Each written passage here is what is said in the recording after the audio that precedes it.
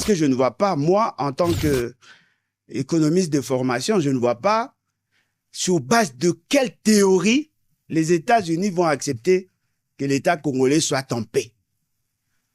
Je ne vois pas.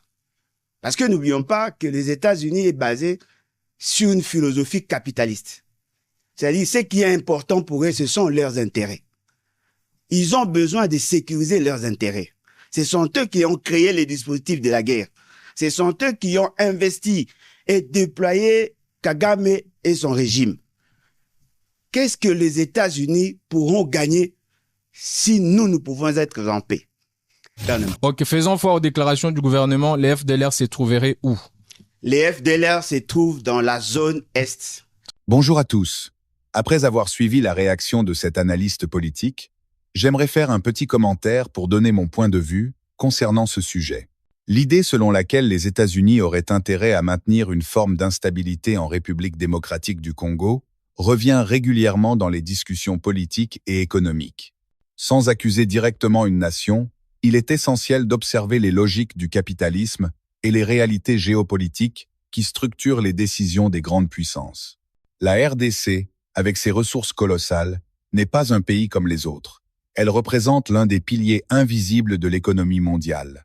Le cobalt, le coltan, le cuivre, le lithium, les terres rares et tant d'autres minerais stratégiques présents sur son sol alimentent aujourd'hui les smartphones, les batteries électriques, les avions, les armes de haute technologie et l'industrie informatique du monde entier.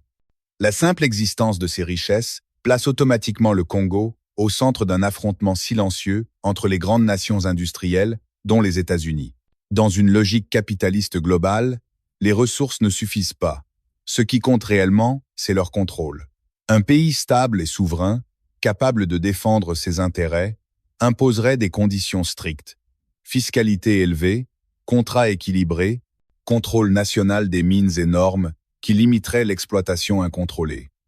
Mais un pays instable, politiquement fragmenté ou dépendant de puissances extérieures, négocie toujours en position de faiblesse. Historiquement, les multinationales ont profité de cette fragilité pour obtenir des concessions minières avantageuses et un accès privilégié aux richesses. L'instabilité, même non voulue officiellement, peut devenir un facteur économique profitable, car elle empêche l'État congolais de se consolider et de reprendre pleinement le contrôle de ses ressources. Le cobalt est un exemple particulièrement révélateur. Ce minerai est devenu indispensable à l'industrie mondiale, notamment pour la transition énergétique et les technologies de pointe. Les États-Unis, engagés dans une rivalité stratégique avec la Chine, ont absolument besoin d'assurer un accès aux chaînes d'approvisionnement du cobalt et du coltan congolais. Or, Pékin a consolidé sa présence en RDC depuis plus de 20 ans en investissant massivement dans les mines et les infrastructures. Pour Washington, cela représente une menace directe sur son avenir technologique. Dans cette logique, une zone trop stable, trop alignée sur la Chine ou trop souveraine pourrait limiter la marge de manœuvre américaine. L'instabilité, même limitée, maintient un environnement où aucun acteur étranger ne peut dominer totalement, ce qui garantit une forme d'équilibre favorable aux intérêts américains. Cette dynamique rappelle ce que certains analystes appellent le chaos utile.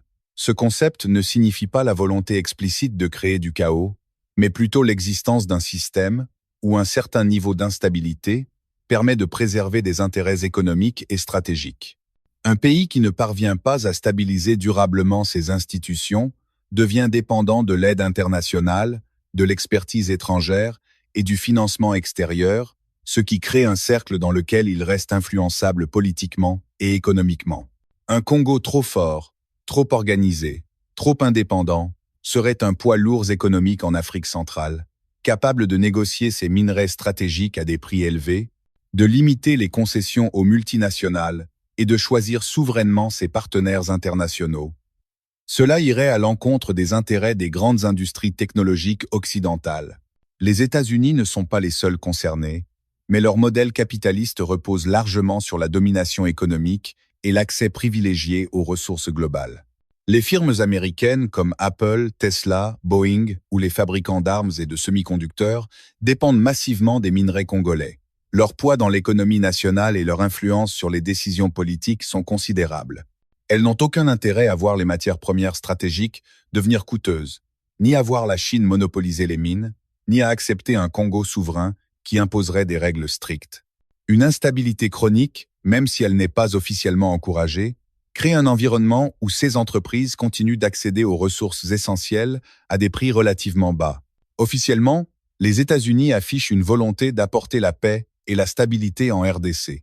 Officieusement, les réalités géopolitiques, les rivalités économiques et la course à la technologie mondiale introduisent une complexité plus profonde.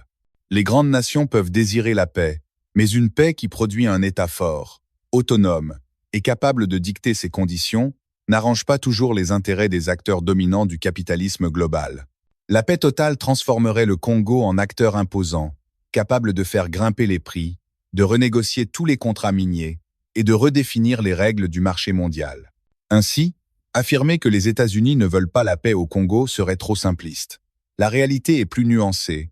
Ils veulent probablement une paix qui ne remet pas en cause leur position économique dans la région, une stabilité qui ne crée pas un acteur trop puissant et une coopération qui reste favorable à leurs entreprises.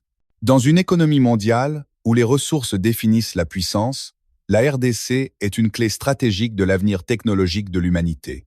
Tant que cette clé sera indispensable aux industries de demain, les grandes puissances États-Unis, compris, continueront d'agir selon une logique où la préservation de leurs intérêts économiques passe souvent avant les principes diplomatiques affichés.